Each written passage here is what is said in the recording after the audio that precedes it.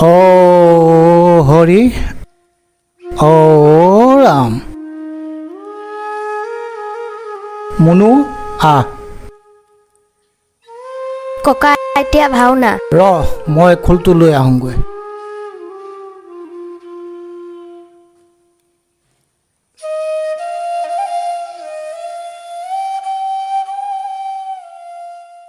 মাত মুনু দুৰ্যোধনৰ বচনটোকে মাত শুনাৰে বাসুদেৱ মোৰ বচন বেজী ৰাগৰ ধূলিকণা এটিও দিবো নাহি মজা হৈছে অ মুনু তই ডাঙৰ হ'লে বৰ ধুনীয়া ভাও কৰিব পাৰিবি অ' ককা তাৰপিছত কি হ'লনো কি হ'বনো ডাঙৰ যুদ্ধ হ'ল ভীমে দুৰ্যোধনক মাৰি পেলালে অ' ককা দুৰ্যোধন বেয়া আছিল ন সি মাটিখিনি দি দিয়া হয় নমৰিলহেঁতেন ন অতো মানুহে বেছি লোভ কৰিব নাপায় ঐ মুনু ভাত খাহি আহ তোৰ এতিয়া শাস্ত্ৰ ভাওনাৰ জ্ঞান ল'বলৈ বয়স হোৱা নাই আহ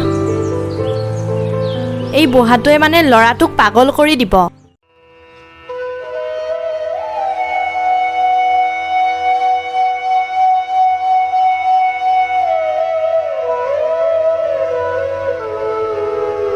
অকলে অকলেনো কি ভাবি আছে হেৰা মই কথা এটা ভাবি আছোঁ কি কথানো কওকচোন এহে দুটাক মাটিকণ ভগাই দিওঁ বুজিছা মোৰ গাটো দিনক দিনে বেয়া হৈ আহিছে কোনদিনা কি হয় তাৰো ঠিক নাই ভালেই ভাবিছে কালিলৈকে সৰু পুতেকক মাতি আনি পথাৰৰ মাজৰ 3 বিঘা দি দিয়ক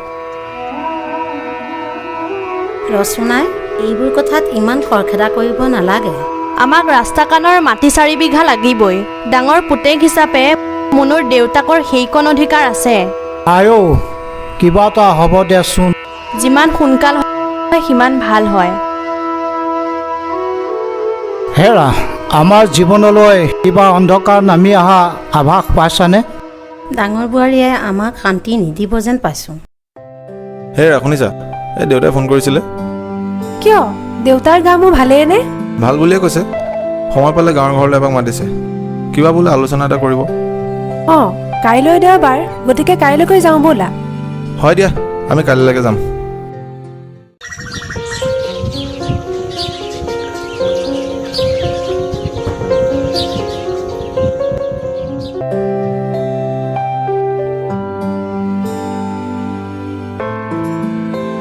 হেৰা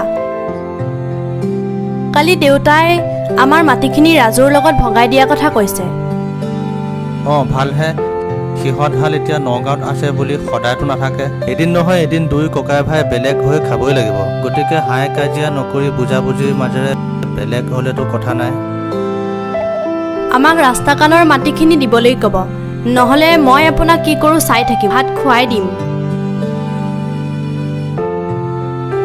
বৌ ৰাস্তা কাষৰ মাটিখিনি মোক নহ'লেও হ'ব দিয়ক সৰুপোনা তই কেতিয়া আহিলি শেৱালিও আহিছেনে আহিছে দাদা তাইও আহিছে দেউতাই কালি ফোন কৰিছিল মই লগে লগে গুচি আহিলোঁ আৰু বৌ ভাইকলে বোলা মনতে নপৰে ন ফোন চোন এটা কৰি মাজে মাজে খবৰ এটাটো ল'ব পাৰে অলাগতিয়াল মানুহলৈ ফোন কৰা অভ্যাস এই মিতালী শইকীয়াৰ নাই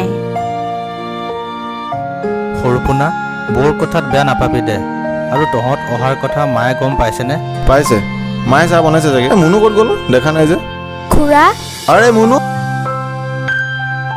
মোলৈ কি আনিছা তোমালৈ বহুত কিবা কিবি আনিছোঁ খুৰীৰ বেগত আছে যোৱা যোৱা যোৱা সৰুপোনা সেইদিনা তহঁতক নগাঁৱৰ পৰা কিয় মাতি পঠাইছোঁ গম পাইছই চাগে গম পাইছোঁ দেউতা তই যিটো ভাল দেখ কৰ তহঁত দুটা ককাই ভাই আজি একেলগে আছ হয় কিন্তু সদায়তো নাথাক গতিকে মই ভাবিছোঁ মাটিখিনিত দুইটা ভাগতে ভগাই দিম বুলি আমাৰ সম্পত্তি বুলিবলৈ এই ঘৰটোৱে আৰু শিমলুতলৰ 7 বিঘা মাটি সেয়ে মই ভাবিছোঁ আমাক ৰাস্তা কাষৰ মাটি 4 বিঘা দিয়ক বাকীখিনি সৰু পুতেকক দি দিয়ক দেউতা উহ ৰাম হেৰ' তই মনে মনে থাকচোন সৰুপোনা তই কি ভাবিছ হ'ব দে দেউতা মইনো কি মাতিম বৌ আৰু দাদা সুখী হ'লে মোৰ সুখ যিহেতু সৰুপোনা পথাৰৰ মাটিখিনি ল'ব গতিকে তাক 4 বিঘা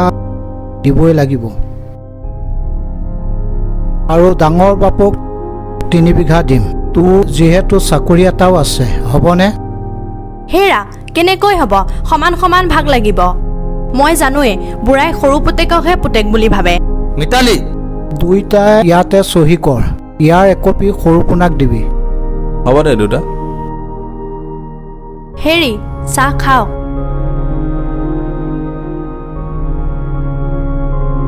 সৰু পুতেকলৈ বুঢ়াটো মৰম দেখিছা আমাৰ এই ভে লাগি থাকোঁতেই যাব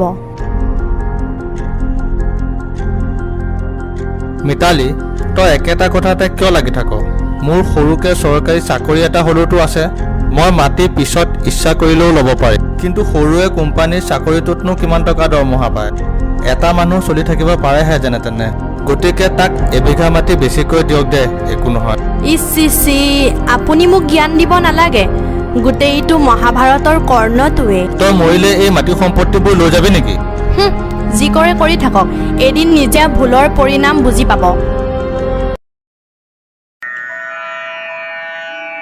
দেউতা তোৰ গাটো দুৰ্বল দুৰ্বল লাগি আছে নেকি তই নহ'লে অলপ দিন মোৰ লগতে নগাঁৱত থাকিবি ব'ল নগাঁৱৰ ভাল ডক্তৰ এজনকো দেখুৱাম হয় দে সৰুপোনা দেউতাক লৈ যা ইয়াত থাকিলে বহুত অশান্তিহে পাব বৌলে অনবৰতে কেটেৰা জেঙেৰা কৰিয়েই থাকে দেউতাই তাত থাকিলে মনটোৰ লগতে শৰীৰটো সুস্থ হৈ থাকিব যাওক যাওক এইখন আমাৰ ঘৰ ইয়াত চাগে মোৰ মতে চলিবলৈ অশান্তি হৈছে মই কাপোৰখিনি এতিয়াই বান্ধি দিওঁ বৌ চাহ লওক মোৰ ঘৰত মোকেই চাহ দিছ তই দে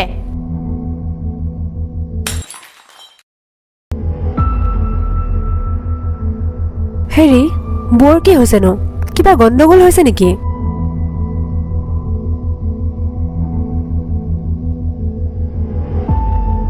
বৰুৱাই এইখন ঘৰ হৈ থকা নাই অ'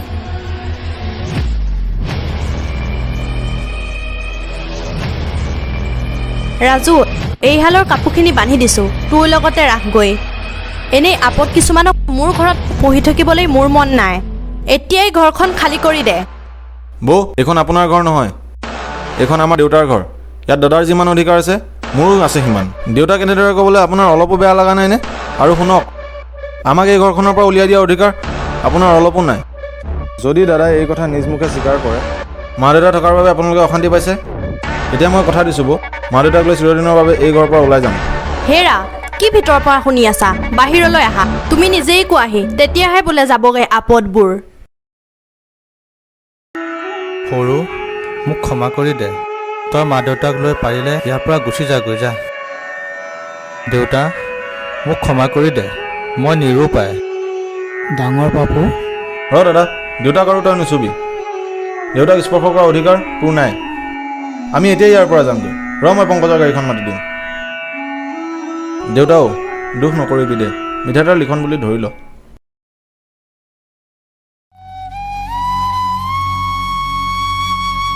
দেউতা আহক গাড়ী আহিলে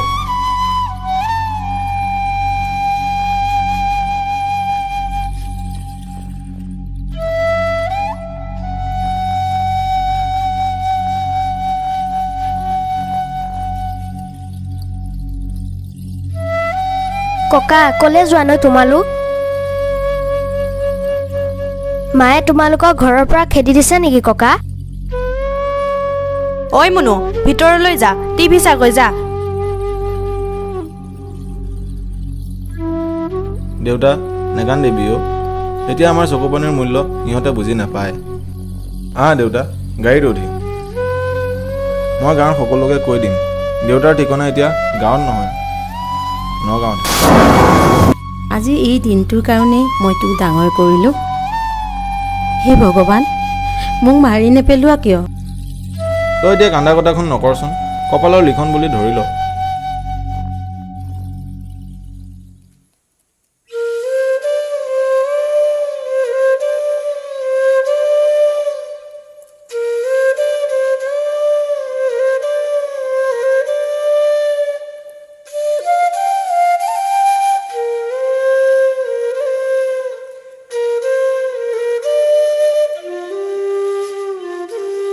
এতিয়া সুখী হলানে এতিয়াহে চাগে পেটলৈ ভাত যাব ন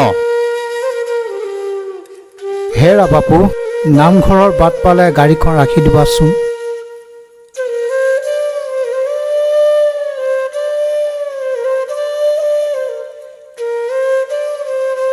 নামঘৰটো কিমান দিনলৈ দেখা নাপাওঁ ঠিক নাই, গতিকে সেৱা এটাকে কৰি যাওঁ।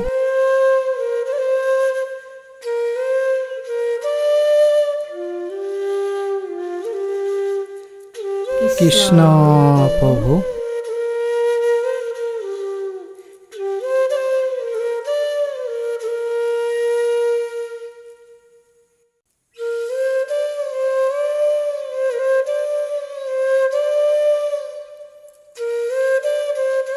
ঐ দিগন্ত, ইহঁত গোটেইজাক কলৈ গৈছে অ'? অ' তই হ'বলা গমেই নাপাৱ, ডাঙৰ দাই ৰাজুদাহঁতক ঘৰৰ পৰা খেদি দিছে। মইতো পাগলে, সেহেঁত মোতকেও পাগল। ঘৰৰ পৰা মাক দেউতাকক উলিয়াই দিব লগা কিয় হ'ল বাৰু? খুৰা খুৰীহঁতক ৰাজুদাই নগাঁৱলৈ লৈ গৈছে।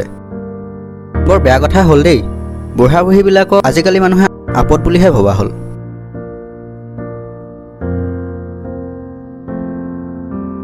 দেউতা, কেইদিনমান ইয়াতে কষ্ট কৰি থাকিব লাগিব। অহা মাহতে নতুন ঘৰ এটা ল'ব পাৰিম। হ'ব দে সৰু বাপু, আমাৰ জীয়াই থকাৰ আশা এতিয়া তুহুত দুটাই।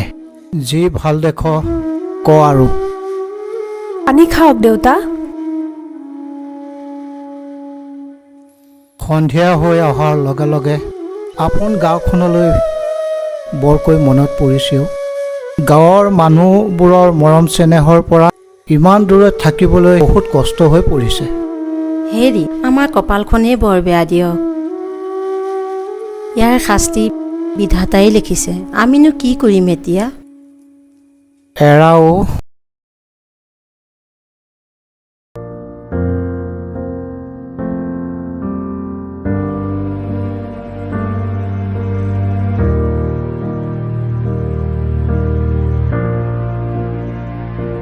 হেৰা, এই মুনু কলৈ গ'লো? সৌটো খেলি আছে। ঐ মুনু, এফালে আছোন। কি হ'ল মা? অকলে অকলে যে খেলি আছ, ডাঙৰ হ'লে কি বিৰাট কোহলি হবি নেকি? নহওঁ মা, মই বেলেগ হ'ম। কি বেলেগ হবিনো? দেউতাৰ নিচিনা হ'ম। হেৰৌ, কি দেউতাৰ নিচিনা হবি?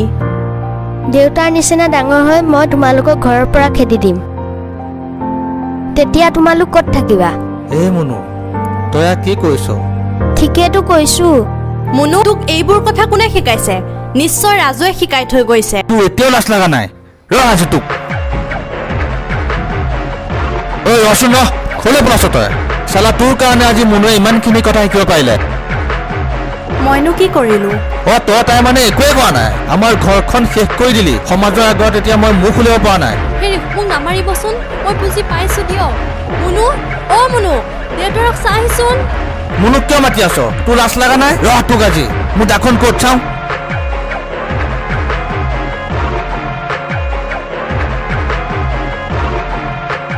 অহ, ৰাজু, ৰাজু মোক বচোৱা।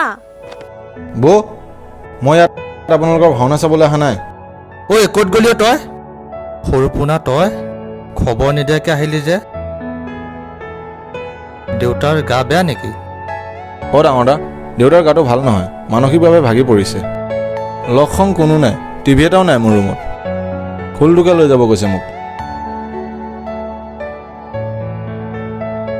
ৰাজু, শুনাচোন, পাৰ যদি মোক ক্ষমা কৰি দিবা। মই বহুত ডাঙৰ ভুল কৰিলোঁ অ'।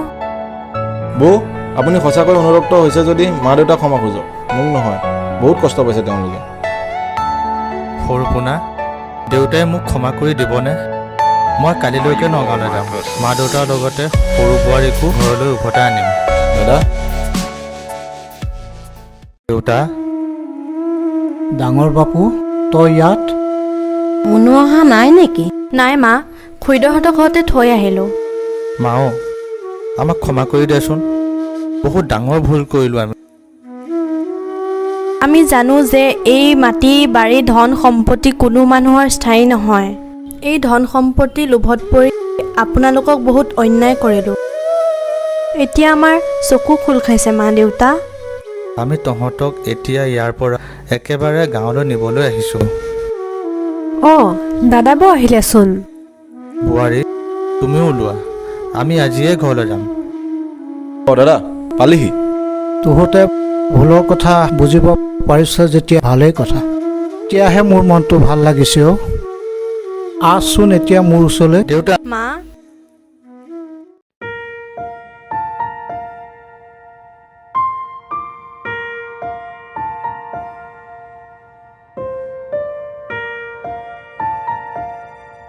মুনু, অ মুনু, ক'ত আছ?